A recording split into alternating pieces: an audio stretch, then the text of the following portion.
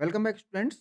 हम पढ़ रहे हैं सोशलॉजी ऑप्शनल और यूपीएससी पीएससी। प्रीवियस लेक्चर में हमने डिस्कस किया है मोड ऑफ प्रोडक्शन थ्योरी को, जो कि दे रहे हैं कार्ल मार्क्स, और उसमें हमने कैपिटलिस्ट मोड ऑफ प्रोडक्शन पर थोड़ा ज़्यादा फोकस किया और कैपिटलिस्ट मोड ऑफ प्रोडक्शन को समझा मार्क्स के व्यू पॉइंट से और फिर देखा कैपिटलिस्ट के व्यू पॉइंट से। आज के लेक्चर में हम देखेंगे कुछ concepts like Asiatic mode of practice, socially necessary labour time, length of the working day, commodity fetish, उसके बाद रीफिकेशन। ये कुछ कंसेप्ट्स हैं जो प्रीवियस ईयर्स में पूछे गए हैं।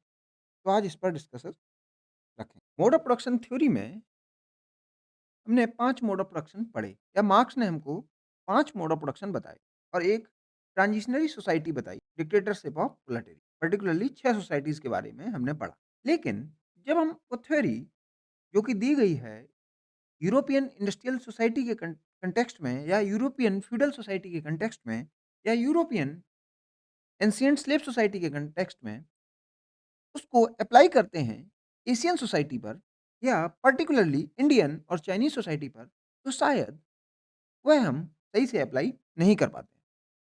तो आप मुझसे इसी कंटेक्स्ट में क्वेश्चन करेंगे, सर अगर मार्क्स की बातें सही हैं तो फिर इंडियन और चाइनीज सोसाइटी पर अप्लाई करके दिखाओ। ये आपका ही क्वेश्चन रहेगा और मैं आपको उसके आंसर में पढ़ाऊँगा एशियाटिक मोड ऑफ प्रोडक्शन। ये मोड ऑफ प्रोडक्शन की थ्योरी कौन दे रहा है? Karl Marx. ये कार्ल मार्क्स ये थ्योरी क्यों दे रहे हैं? कार्ल मार्क्स ये थ्योरी इसलिए दे रहे हैं, वो ये कह रहे हैं एशियन सोसाइटीज़ पर मेरी जो मोड ऑफ प्रोडक्शन की थ्योरी है, जो 5 मोड ऑफ प्रोडक्शन मैंने बताए हैं, वो शायद हूबहू अप्लाई नहीं हो पा रहे हैं। तो अगर हूबहू अप्लाई नहीं हो पा रहे हैं, तो कुछ डेविएशन है उनकी थ्योरी में से। हाँ, तो कार्ल मार्क्स की जो मोड ऑफ प्रोडक्शन की थ्योरी है, जो पाँचों मोड ऑफ प्रोडक्शन हैं, वो नहीं मैच कर रहे हैं ओरिएंटल सोसाइटी से या एशियाटिक सोसाइटी से। तो इसको देखते हैं। Different from slave mode of production और फ्यूडल। इसी टाइम पीरियड में जहाँ feudal mode of production Europe में देखने को मिलता है और slave mode of production Europe में देखने को मिलता है, उस टाइम पीरियड में जो मोड ऑफ प्रोडक्शन देखा वो है एशियाटिक मोड ऑफ प्रोडक्शन। और किस सोसाइटी पर देखा? एशियन सोसाइटीज़ के रिस्पेक्ट में मार्क्स इसको बता रहे हैं। एशियन में भी particularly Indian and Chinese society की बात कर रहे हैं कौन? Karl Marx. तो देखिए, यहाँ पर ये 2 मोड ऑफ प्रोडक्शन की बात कर रहे हैं, स्लेव और फ्यूडल, मतलब स्लेव के बाद आया फ्यूडल। जबकि एशियाटिक सोसाइटी के कॉन्टेक्स्ट में एक ही मोड ऑफ प्रोडक्शन की बात कर रहे हैं, वो है एशियाटिक मोड ऑफ प्रोडक्शन।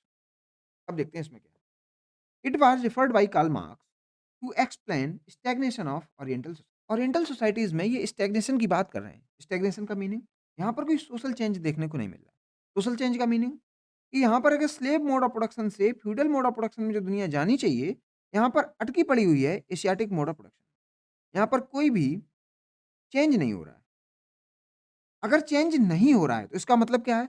जो 3 लॉ ऑफ डायलेक्टिक्स थे कार्ल मार्क्स के, वो अपनी सोसाइटी पर नहीं लग रहे। It is a concept developed by Karl Marx in mid 1800s to explain the social and economic structures of certain Asian society. Departure from dialectical materialism. तो Marx की इस थ्योरी में, एशियाटिक मोड ऑफ प्रोडक्शन की theory में, आपको dialectical materialism के जो basic principles हैं, वो लगते हुए नहीं दिखेंगे। मीन्स यहाँ पर 3 लॉ ऑफ डायलेक्ट्रिक अप्लाई होते नहीं दिखेंगे। No class struggle in Asiatic society, little hope of revolution. ये कह रहे हैं इस सोसाइटी में रिवॉल्यूशन का होप नहीं दिख रहा है, जैसे कि यूरोपियन इंडस्ट्रियल सोसाइटी में दिख रहा था। क्यों नहीं दिख रहा? देखते। As per Marx, prior to arrival of the British in India, there was altogether different mode of production. Britishers के आने से पहले यहाँ पर कुछ अलग ही कहानी चल रही थी। हाँ, ब्रिटिशर्स के आने के बाद क्या हुआ, थोड़ा बहुत कैपिटलिस्ट सिस्टम देखने को मिलता है और मार्क्स इसको कहते हैं ब्लेसिंग इन डिस्गाइज़। बोले चलो, ब्रिटिशर्स के आने के बाद कम से कम इंडिया चेंज तो हुआ। चेंज कैसे हुआ? कि यहाँ पर कैपिटलिज़्म आया। कैपिटलिज़्म आया, उससे क्या हुआ? एक्सप्लॉइटेशन हुआ। और मार्क्स चाहते हैं कि एक्सप्लॉइटेशन हो, कॉन्फ्लिक्ट हो, जिससे कि एक क्लास कॉन्फ्लिक्ट हो और कम्युनिज़्म एस्टेब्लिश हो पाए इस सोसाइटी में। तो मार्क्स तो कम्युनिस्ट सोसाइटी चाह रहे हैं और कम्युनिस्ट सोसाइटी को देखने के लिए आपको कैपिटलिस्ट सोसाइटी चाहिए ही चाहिए। तो मार्क्स कह रहे हैं चलिए ब्रिटिशर्स आए इंडिया में, तो कैपिटलिज़्म थोड़ा बहुत देखने को मिला, ये ब्लेसिंग इन डिस्गाइज़ की तरीके से है। लेकिन ब्रिटिशर्स के आने से पहले यहाँ पर ना तो स्लेव मोड ऑफ प्रोडक्शन दिख रहा था, ना ही फ्यूडल मोड ऑफ प्रोडक्शन जैसा कुछ दिख रहा था। आप कहेंगे सर ऐसे क्यों नहीं? तो इसलिए मार्क्स इसको कहते हैं Asiatic mode of production means इन दोनों मोड ऑफ प्रोडक्शन से कुछ अलग है। It was characterised by simple production method. यहाँ पर सिंपल प्रोडक्शन मेथड्स थे। सेल्फ सफिशिएंट विलेजेस की कहानी थी। देखिए, विलेजेस प्लस सेल्फ सफिशिएंट, कोई मार्केट सेंट्रिक चीज़ें नहीं थी यहाँ। अब्सेंस ऑफ प्राइवेट प्रॉपर्टी का बहुत ज़्यादा बोलबाला नहीं था। मार्क्स तो इसको कहते हैं अब्सेंट है। Economy based on handicraft and agriculture and absence of autonomous city. यहाँ पर मिडिल मैन के द्वारा या मर्चेंट्स के द्वारा बनाई गई सिटीज़ नहीं दिख रही थी। यहाँ पर ऑटोनॉमस सिटीज़ थी। मेनली ये जो सिटीज़ थी, ये कल्चरल लेवल पर बनाई गई थी। टेम्पल के आस-पास या कैपिटल सिटीज़ थी वो थी। कोई मर्चेंट, ट्रेडर्स के द्वारा बनाई गई सिटीज़ यहाँ पर नहीं दिख रही थी। एज़ पर मार्क्स, मार्क्स के अलावा जो स्कॉलर्स हैं, वो इस मोड ऑफ प्रोडक्शन को कहते हैं एथिकल फ्यूडलिज़्म। तो देखिए फ्यूडलिज़्म तो है, लेकिन एथिकल था। ब्रिटिशर्स के आने से पहले यहाँ पर जो फ्यूडलिज़्म था, उसको कहा जाता है एथिकल फ्यूडलिज़्म। अब आप कहेंगे सर तो एथिकल फ्यूडलिज़्म क्यों? एथिकल इसलिए कहा गया, यहाँ पर आप देख रहे हैं जजमानी सिस्टम चलता था, पार्टिकुलरली इन जजमानी सिस्टम। यहाँ पर एक्सप्लॉइटेशन उतना ज़्यादा नहीं था। जजमान और कमीन में लोग बँटे हुए थे, जजमान और कमीन। कामीन कहिए या कमीन। तो यहाँ पर जजमान इन कामीन की हेल्प भी करते थे। जैसे इस कामीन के यहाँ कोई डॉटर की मैरिज है, कोई बीमार है, तो जजमान के यहाँ से पैसे मिल जाते थे और कामीन अपनी सर्विसेज़ प्रोवाइड करता था जजमान को। तो ये ऐसे सोसाइटी आपस में इंटीग्रेट थी और पार्टिकुलरली एट विलेज लेवल यहाँ पर कोई ऐसे झगड़े नहीं दिखते थे इस इंडियन सोसाइटी में। इसीलिए इसको कहा गया एथिकल फ्यूडलिज़्म। फ्यूडलिज़्म के कैरेक्टरिस्टिक्स तो हैं, लेकिन एथिकल है।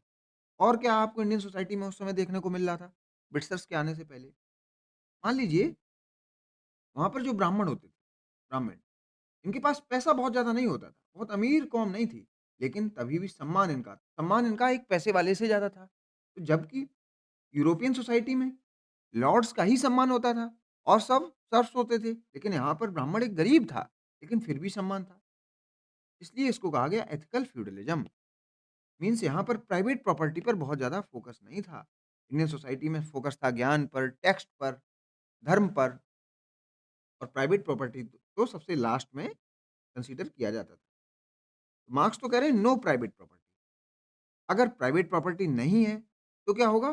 क्लास स्ट्रगल होगा ही नहीं। कोई प्राइवेट प्रॉपर्टी का नोशन नहीं है तो क्लास स्ट्रगल होगा ही नहीं बिटवीन लैंडलॉर्ड्स एंड पीजेंट्स। अगर क्लास स्ट्रगल नहीं होगा, तो आप समझिए सोशल चेंज भी नहीं होगा और सोशल चेंज नहीं होगा, तो इनकी कैपिटल सोसाइटी नहीं आएगी और कैपिटलिस्ट सोसाइटी नहीं आएगी, तो रिवॉल्यूशन होगा नहीं और रिवॉल्यूशन अगर होगा नहीं, तो कम्युनिस्ट सोसाइटी आएगी नहीं या कम्युनिज़्म आएगा नहीं और मार्क्स को तो चाहिए कम्युनिज़्म, कम्युनिज़्म। इसीलिए मार्क्स कह रहे हैं यार इंडियन सोसाइटी में कुछ ऐसा हो जाए कि क्लास स्ट्रगल स्टार्ट हो जाए, तो ये एथिकल फ्यूडलिज़्म हट जाए और हमारी थ्योरी लग जाए।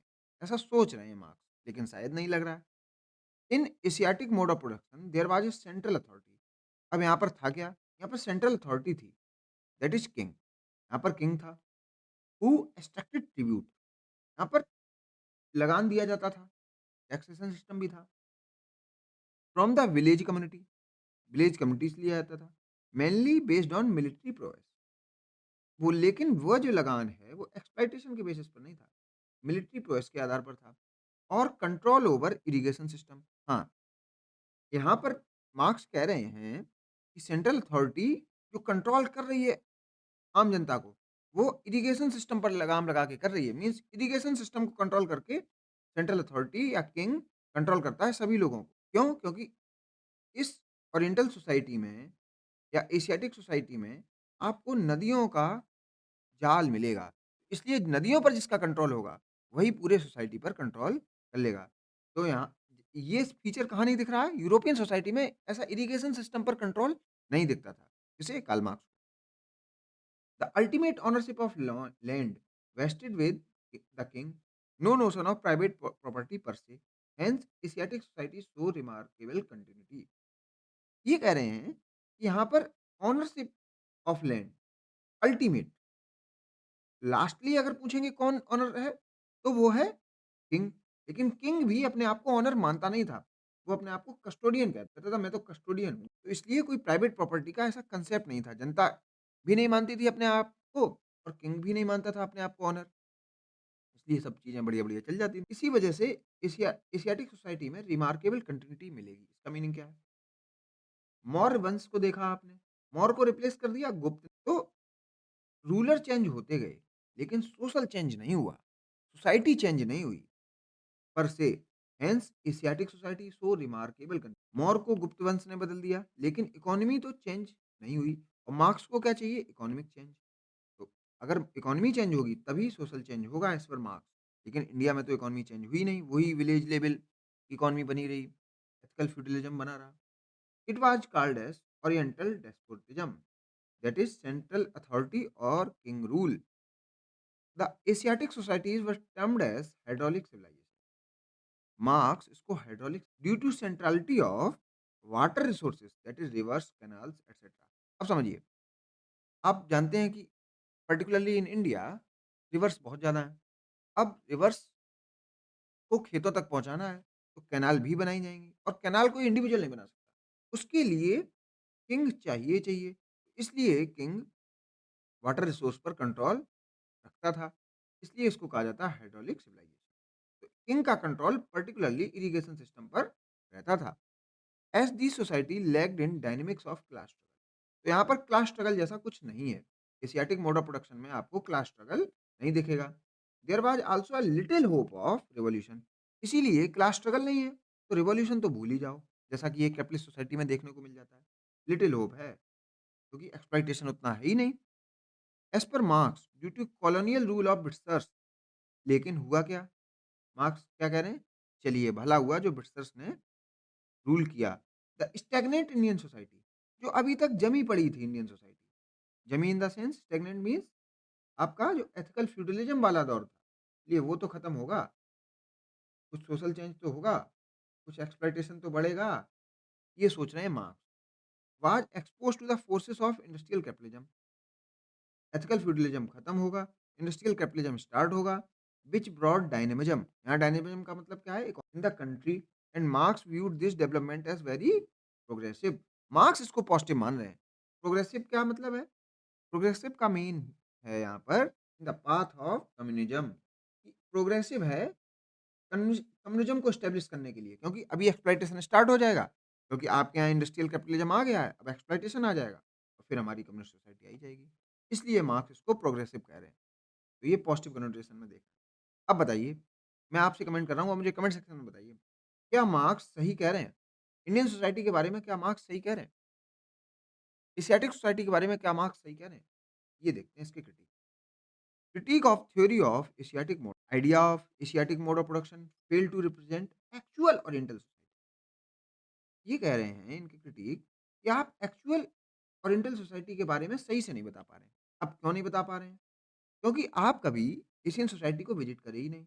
आपने वहीं बैठे-बैठे आर्म चेयर थ्योरी दे दी, आर्म चेयर रिप्रेजेंटेशन कर दिया। आप एक कुर्सी पर बैठे रहे और दिमाग से theory they the. And marks was criticised for his मियर arm chair representation.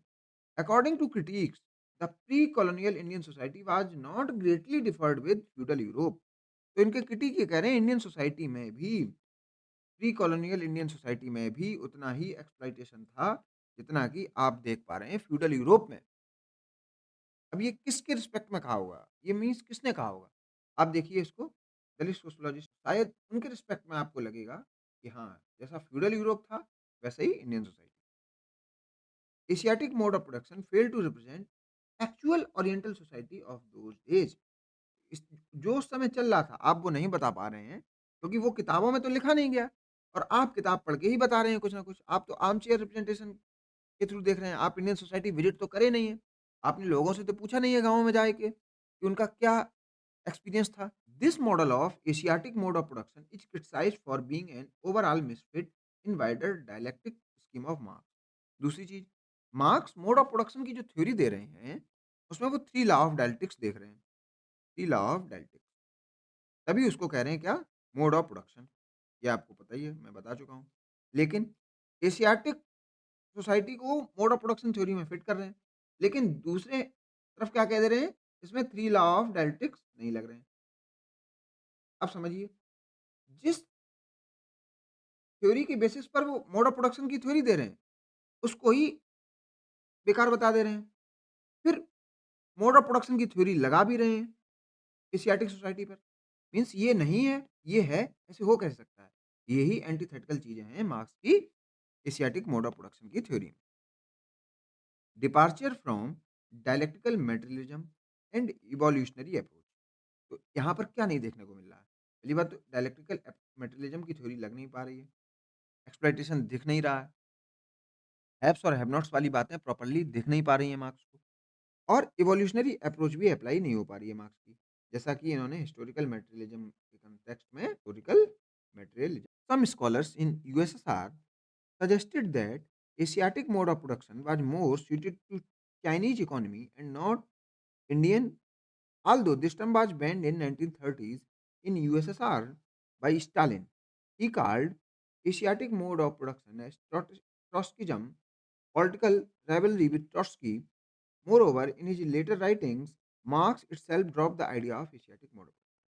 जब इतना ज़्यादा क्रिटिसिज्म होने लगा मार्क्स का खुद ही, तो उन्होंने तो अपनी राइटिंग में भी इसको लिखना बंद कर दिया, मीन्स फिर इस पे ज़्यादा चर्चा नहीं की। मार्क्स को लगा शायद ये थ्योरी मुझसे गलत हो गई हो, शायद इसीलिए उन्होंने उस पर लिखना या बोलना या पढ़ना बंद कर दिया।